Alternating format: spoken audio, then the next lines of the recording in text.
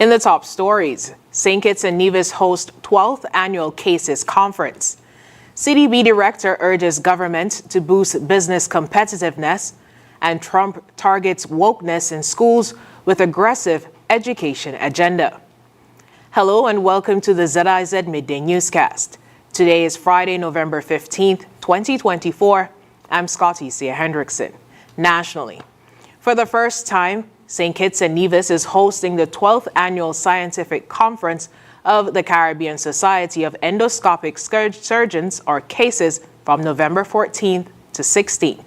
The event brings together surgeons from across the Caribbean and beyond to advance laparoscopic surgery in the region.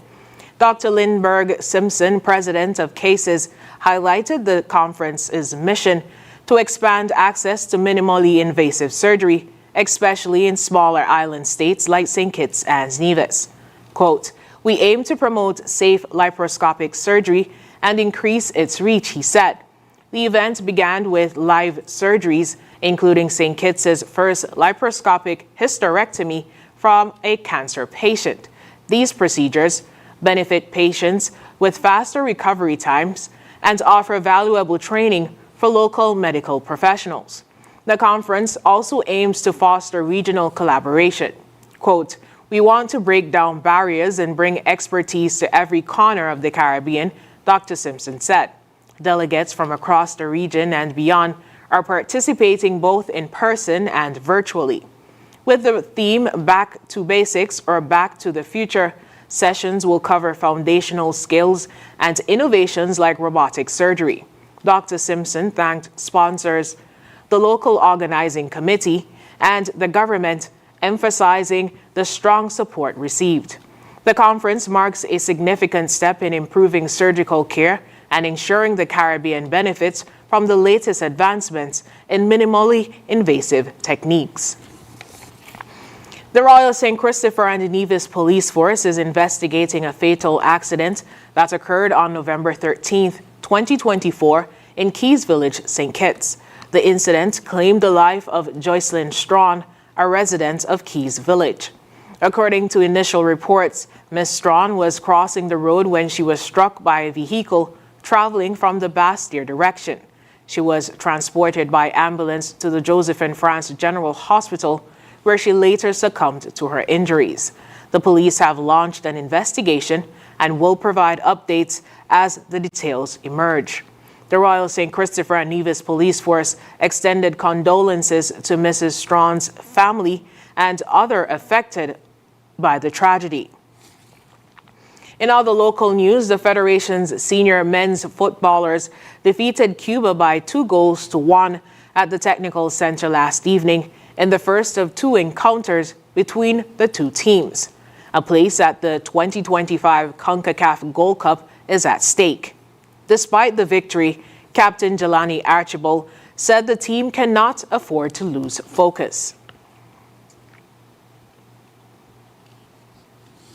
It's a win for us, home on home soil beating Cuba, we just got to celebrate now, then tomorrow we focus for the game on Monday. It's a win for us, home on home soil beating Cuba, we just got to celebrate now, then tomorrow we focus. In regional news, Director of Economics at the Caribbean Development Bank, or CDB, Ian Durant, is calling on regional governments to create a more supportive ecosystem for businesses to enhance their international competitiveness. Speaking at the launch of a new Inter-American Development Bank, or IDB, study, Durant highlighted the need for legislative reforms, improved infrastructure, and supportive institutions to help firms meet global standards. Durant noted that while the Caribbean produces promising businesses like in agro-processing, firms struggle with competitive pricing, quality control, and consistent supply due to structural challenges. He stressed that achieving sustained growth and higher living standards require diverse and prolonged export growth, supported by an ecosystem that fosters globally competitive firms. The CDB is actively addressing these issues, focusing on improving regional transport and logistics, Durant also emphasized the importance of regulatory frameworks, including venture capital and insolvency legislation, contract enforcement, and diverse financing options such as microloans and venture capital funds. Lisa Harding, acting head of CDB's private sector division, reiterated the bank's commitment to the private sector transformation, citing initiatives like the She Trades Caribbean Hub and equity financing. Harding encouraged further research to close gaps in understanding the regional private sector and support policy reforms. In other regional news, Belize is on high alert as Tropical Storm Sarah approaches, bringing the threat of excessive rainfall and potentially life-threatening flooding.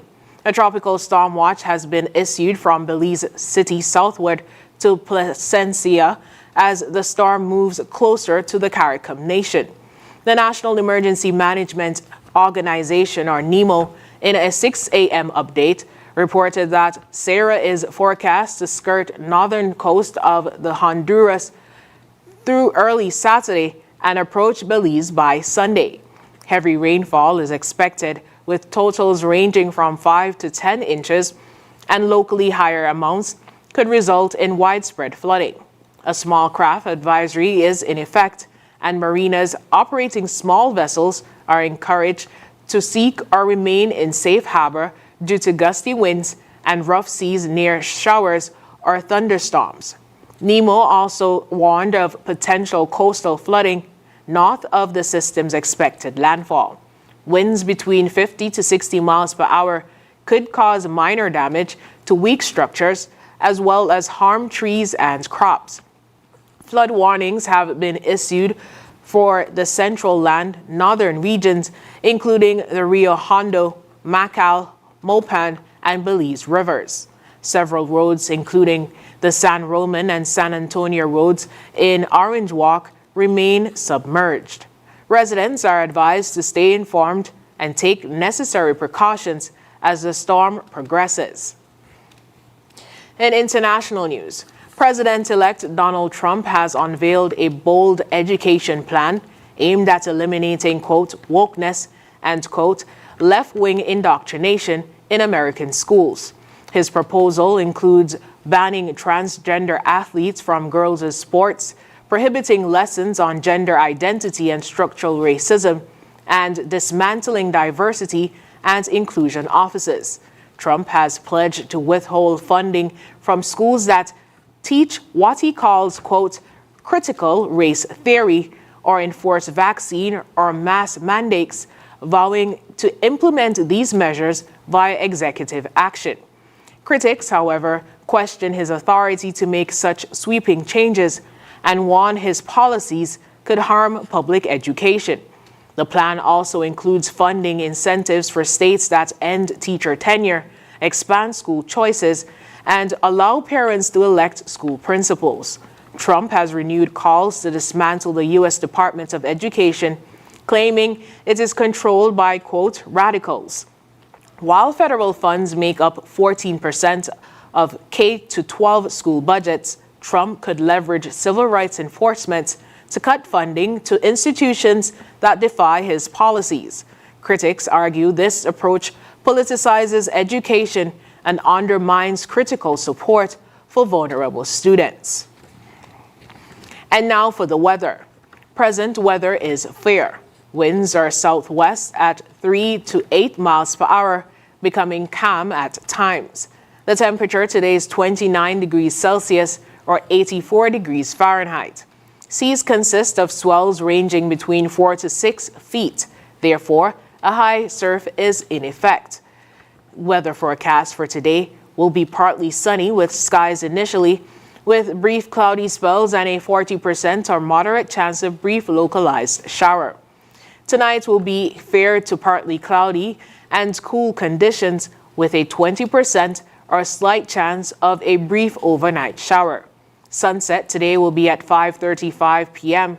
and sunrise tomorrow will be at 6:16 a.m. And that brings us to the end of the ZIZ Midday Newscast. Join us this evening for these stories and more in detail. Thank you so much for joining us. I'm Scotty Sia Hendrickson.